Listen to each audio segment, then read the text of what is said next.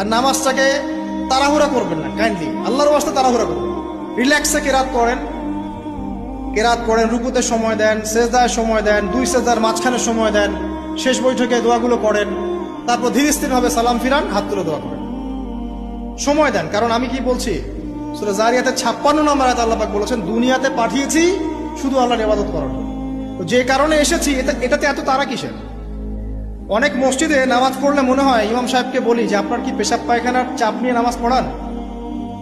এমন অনেক মসজিদে নামাজ পড়েছি, মনে হয় ইমাম সাহেবকে ডেকে একটু কানে কানে বলি যে ভাই আপনার কি পেশাব পায়খানার চাপ আছে?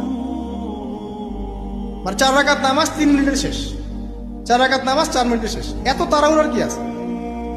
হ্যাঁ, জামাতে নামাজ সংক্ষিপ্ত করতো, তাই বলে কি এত সংক্ষিপ্ত নাকি? রুকু করার টাইম পাওয়া যায় না, সেজদা করার টাইম পাওয়া যায় না?